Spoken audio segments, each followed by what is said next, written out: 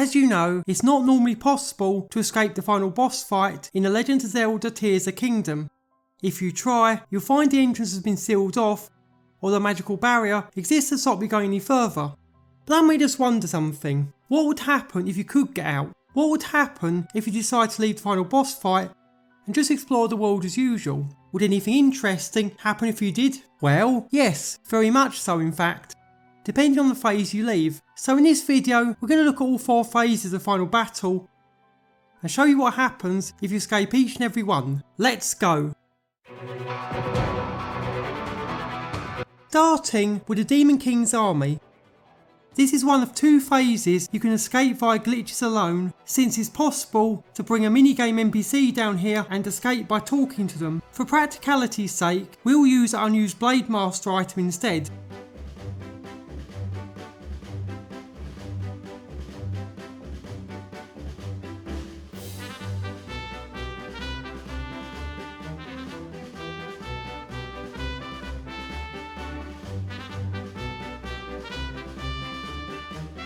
And once we do, things get a bit interesting. You see, the sage avatars don't fight alongside you in this battle. Oh no, it's the actual sages that join you instead.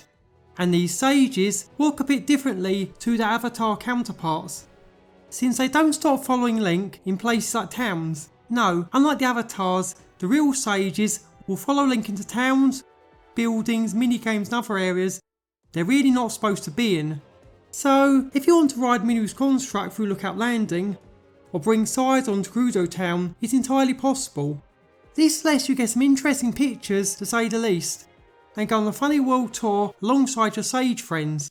And it also lets you ignore the rules around Gloom's origin too. Remember that message saying that the power of a sage cannot reach you? That was about sage avatars. The actual sages don't really give a toss, and will happily join you on your merry way through Gandalf's lair. It's not that useful since you can't enter the army fight due to a blocked off ceiling, but it's cool to see nonetheless.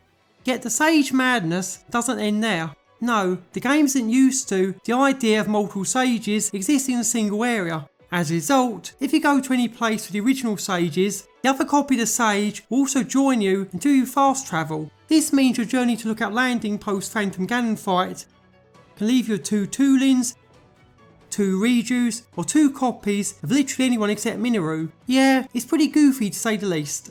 Meanwhile, going back to the army area has its own quirks. For one thing, you can now take the sages in Gandalf's room prior to his boss battle. There's no reason to do this, but it's amusing nonetheless.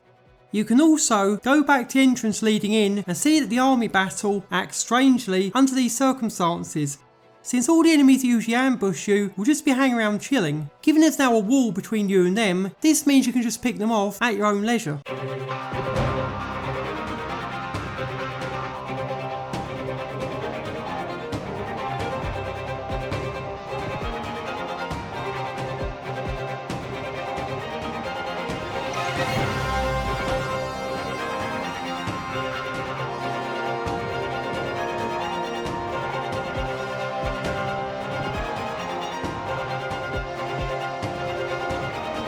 At which point, the next phase of the fight will start and boot you right back into the arena again.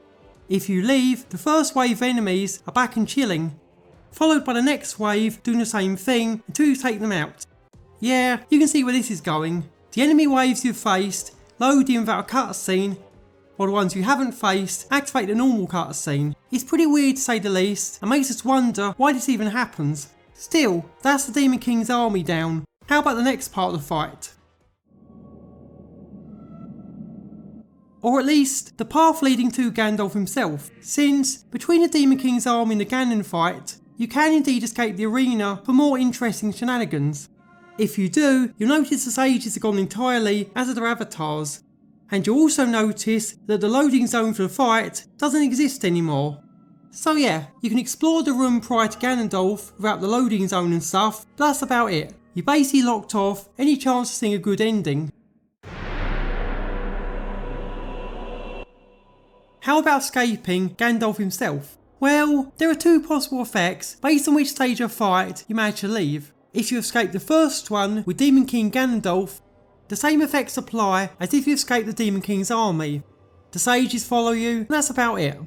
Meanwhile, if you escape the initial Gandalf battle, or the second one with Demon King Gandalf, then the sages and their avatars are just gone entirely. They don't follow you around, their avatars don't appear, and that's the case regardless of where you are in the world. It's eerie really, and puts this part of the trailer, but you are not alone, into serious doubt. Regardless, the bizarreness doesn't end there. No.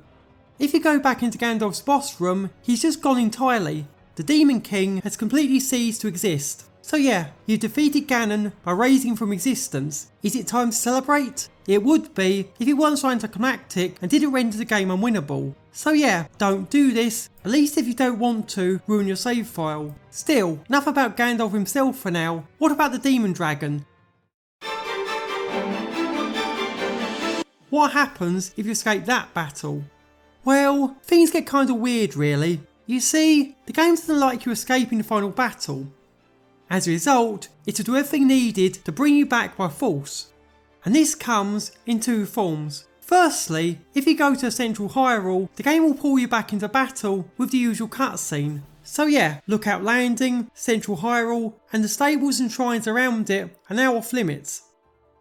But it's not just Central Hyrule that's unusable here. No, you're under serious pressure anywhere in the world, since the Light Dragon will hunt Link down and try to bring back to final battle regardless of where he is in Hyrule.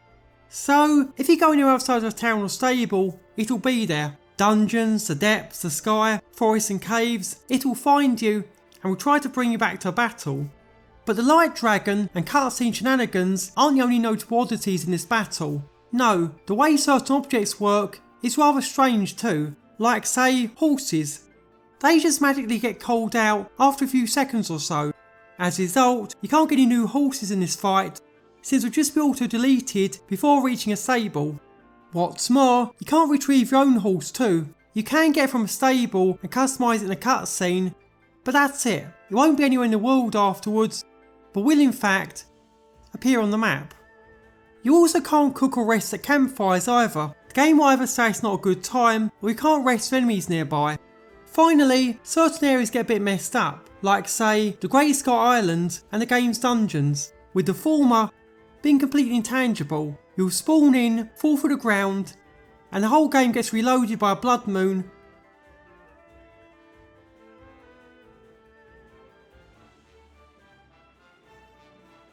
Before the process starts over again. And similar things happen with the temples too. Put simply, they all use the low poly, intangible models.